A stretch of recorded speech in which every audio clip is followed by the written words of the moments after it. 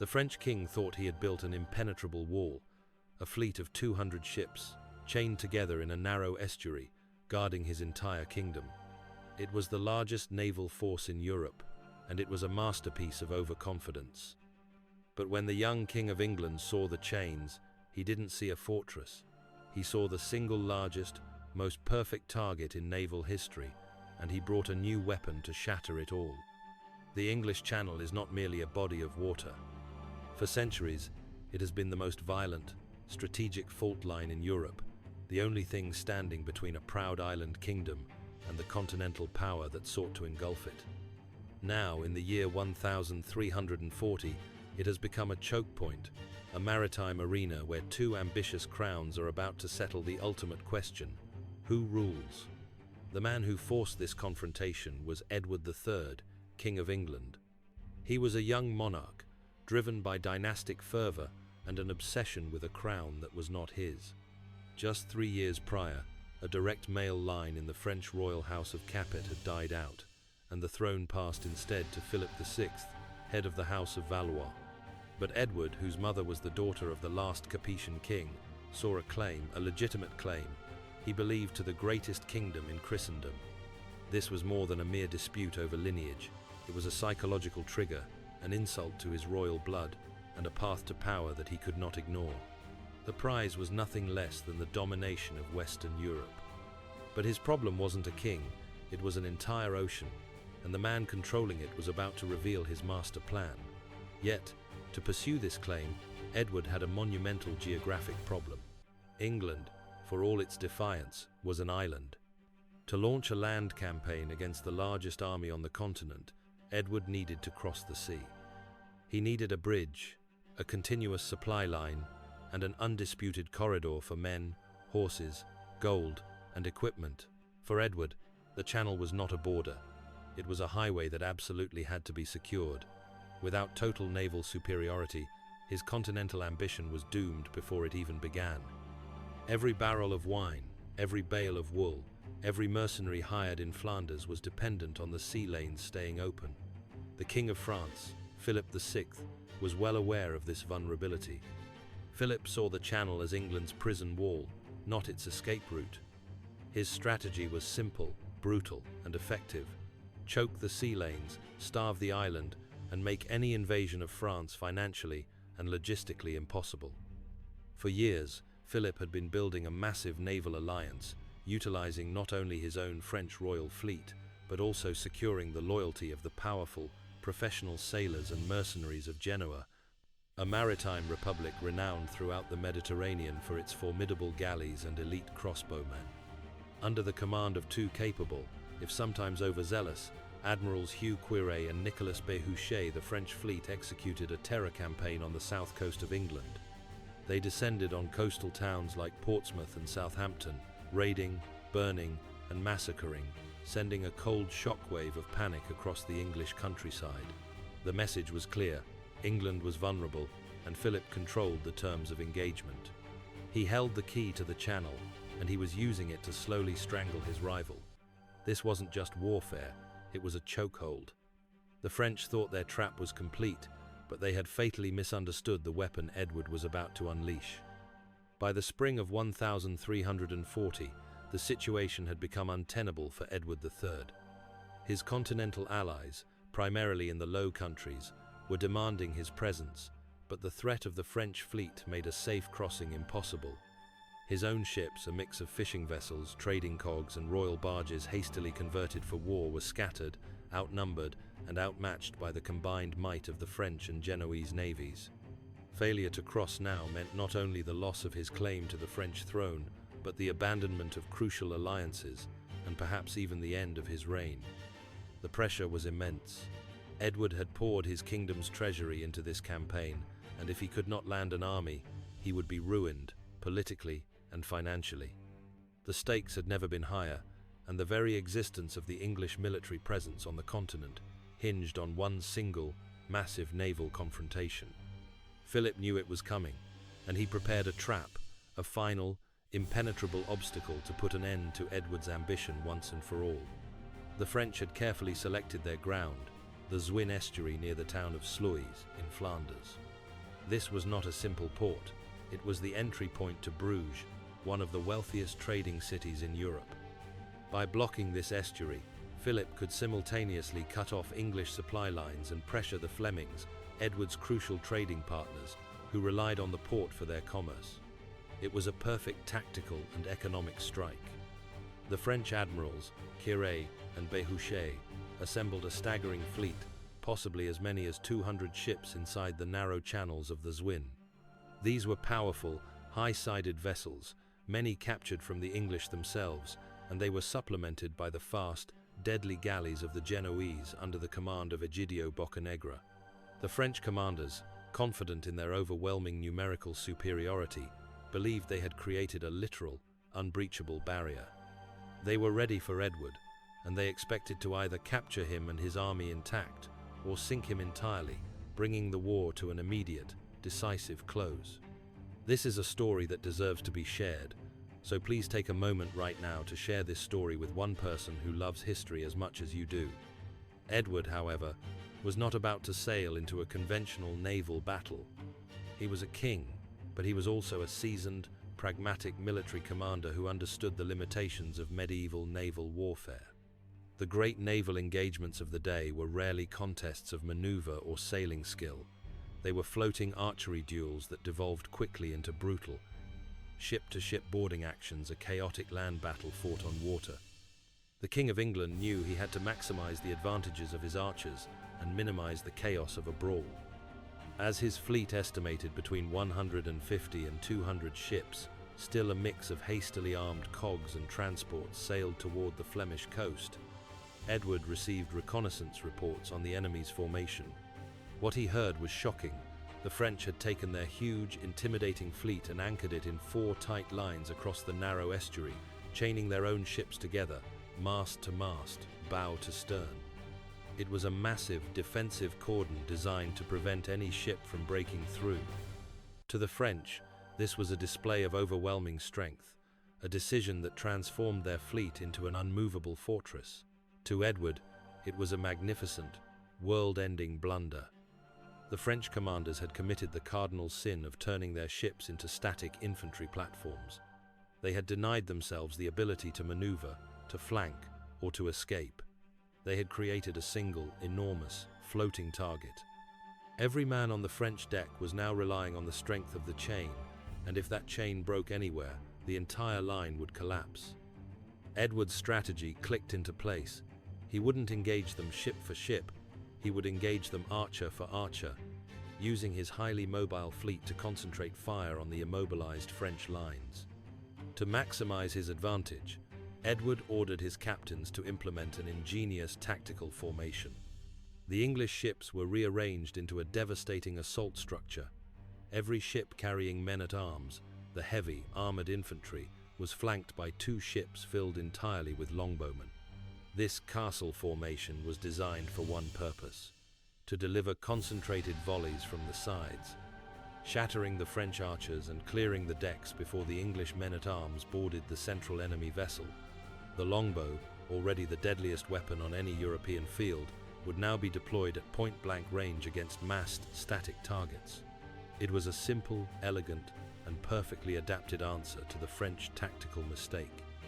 On the morning of the 24th of June, 1340, the English fleet, led by the King's own flagship, the cog Thomas, sailed toward the Zwin. Edward, who had been injured in the leg during a minor skirmish the day before, was not hidden below deck. He stood prominently, a symbol of determination, issuing orders and setting the tone of deadly resolve. His presence was not just for morale, it was a non-negotiable command that every man was expected to fight with the same fury as his king. The King of England was here to take his crown, and the French navy was the last thing in his way. The tension during the approach must have been agonizing. The English ships tacked and sailed, the final mile taking hours as they maneuvered to gain the most favorable position against the afternoon sun and the changing tide. This was a dance of life and death, entirely dependent on nature. If the tide turned too soon, they would be grounded. If the wind dropped, they would be trapped. The fate of the entire 100 Years' War was suspended on the ebb and flow of the North Sea. The king had the courage, but the battle would be won or lost on a single, impossible variable, the tide. And the tide was turning. When the French commanders finally saw the English formation, they may have felt a flicker of confusion, but not panic. After all, they still had more ships, more men, and the legendary Genoese crossbowmen on their side. They stood ready in their fortress of chains. They prepared for the charge, secure in the knowledge that no single, desperate fleet could break through the wall they had constructed. They were wrong. The English were not planning to break through, they were planning to shatter it. The battle began with a sound never before heard on such a scale in a naval engagement. The terrifying, synchronized thrum of thousands of English longbows being released, immediately followed by the whistle of arrows descending in impossible numbers. The moment of impact was devastating. The English strategy worked with merciless efficiency. The longbowmen, protected by the heavy ships of the men-at-arms, fired continuous, overwhelming volleys into the tightly packed French decks. The French, unable to maneuver their chained ships, were forced to stand and endure the storm. Their own crossbowmen, though formidable, could not match the rate of fire of the longbows. The difference was not just in range or power, but in rhythm. A French crossbowman might fire 3 bolts a minute. An English archer could loose up to 15 arrows in the same time. The decks of the French vessels became a slaughterhouse within minutes, crowded with dying and wounded men who could not take cover or be reinforced. The French thought they were fighting a naval battle. Edward knew they were already caught in a meat grinder, and the slaughter was just beginning. The air thick with arrows, the King of England gave the order to close. The ships crashed together, planks splintering and rigging tangling. The battle immediately transformed from an archery duel into a brutal, ship-to-ship boarding action, the land battle on water that Edward had anticipated. English men-at-arms, clad in steel plate, poured over the rails and onto the stationary French decks. The fighting was savage and unrelenting. The French and Genoese fought desperately, but the chains that had been their symbol of strength now became their fatal constraint. The ships, locked together, offered no quarter and no escape. The battle became a matter of pure, close-quarters butchery. The French command structure, already hampered by the static formation, broke down entirely. Admirals Quairet and Béhuchet, unable to move their ships to meet the threats or aid their comrades, were caught in the inferno. One of the first major breaks came when the English managed to capture the St. George, one of the largest French prizes, and immediately turned its guns and its sheer mass against the French line. Once the chain broke, the integrity of the French formation was lost. Individual ships, now separated from the safety of the line, became isolated targets, quickly surrounded and overwhelmed by the more agile English fleet. The carnage was horrific. Sailors, terrified of the English men-at-arms and the relentless arrow fire, began leaping into the water. For many, this was a desperate choice between the sword and the sea. The tidal currents of the Sluys estuary, however, offered no mercy. Thousands of French sailors and soldiers, weighed down by their heavy armor, quickly drowned. The sea around the ships became thick with men struggling for survival, only to be swept away by the powerful undertow. The fighting raged throughout the afternoon and late into the evening. The Genoese contingent under Boccanegra fought with distinction, proving their reputation as fierce, professional fighters.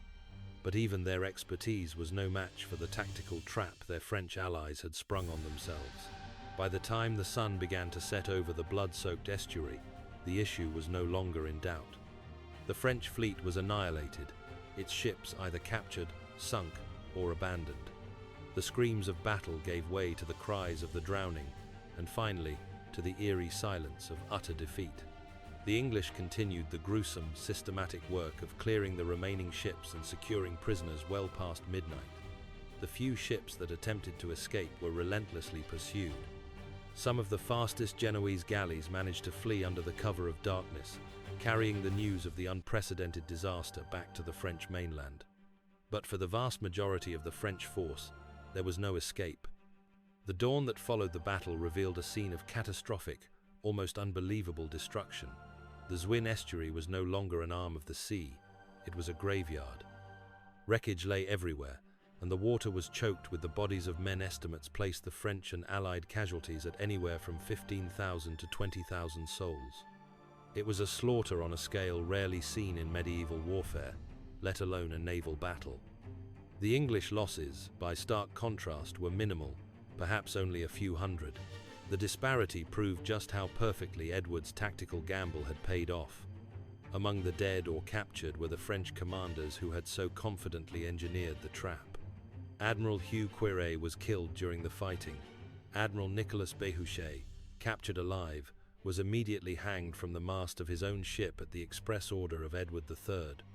The king saw him not just as a commander, but as a pirate who had executed English subjects during the coastal raids. It was a brutal act of retribution that sent a chilling message across the Channel. The King of England did not forget insults, and he would not show mercy to those who threatened his kingdom. The news of the disaster reached the French court in a manner that perfectly illustrated the overwhelming nature of the defeat. No messenger dared to tell King Philip VI directly that his entire fleet was gone. Instead, his court jester was the one who delivered the intelligence, reportedly saying that the English sailors were braver than the French, for they repeatedly jumped into the sea to their deaths. While the French only dared to jump into the sea when they were already defeated, the absurd delivery was the only way to soften the blow of a defeat so absolute that it defied conventional explanation. Philip, upon grasping the reality, was reportedly stunned into a silent, helpless fury. If you are learning something new, please comment below with the historical battle you want to see analyzed next. The strategic consequences were immediate and profound. With the French fleet effectively annihilated, Edward III had won the right to fight the 100 Years' War on French soil. The obstacle was gone, the bridge was secure. English armies, material and gold could now flow across the Channel unimpeded, giving Edward the ability to campaign on the continent at will. The naval security that France had relied upon was shattered. The terrifying coastal raids on England ceased immediately, and the fear that had gripped the south coast was replaced by triumphant relief. The English Channel became, for a crucial generation, a British lake. The victory at Sluys was not a decisive final battle in the 100 Years' War that was still many years and bloody campaigns away, but it was the enabling event. It was the moment that fundamentally altered the geography of the war, allowing Edward III to transform his dynastic claim into a viable military invasion. Without Sluys, there would have been no Crécy 6 years later, no Poitiers, and no decades of English presence in France. Sluys provided the essential foundation for every English success that followed. The battle itself was a powerful demonstration of tactical innovation triumphing over numerical strength. It proved that a well-led, highly motivated force, armed with superior technology, the longbow, and an enemy's strategic error, the chaining of ships, could achieve an impossible military upset. Edward III emerged from the battle not just as a king, but as a legendary military commander who had personally led his men to the most important naval victory in English history up to that point. The sea, once a terrifying barrier, was now England's greatest ally. The impact of the battle would linger for decades. France, crippled at sea, was forced to divert massive resources to rebuilding its fleet and defending its ports. This constant strain on the French treasury and military attention provided the English with a consistent strategic advantage. For 70 years, the French would struggle to mount a significant naval challenge, leaving the English to project power across the Channel almost without hindrance. It was here, at the estuary of the Zwin, that the long road to England's future as a global maritime power truly began. This single defining victory secured the sea and unlocked the continent for decades of conflict. The path to Crécy had been charted in blood, and the 100 Years' War was now fully engaged. This victory, the first decisive blow of the war, was absolute. It had secured Edward's supply lines, humbled the might of the French king, and defined the future terms of the war. If you want to see more stories about the incredible battles that shaped our world, make sure to like this video and subscribe to our channel and turn on notifications so you don't miss any of our next deep dive history videos.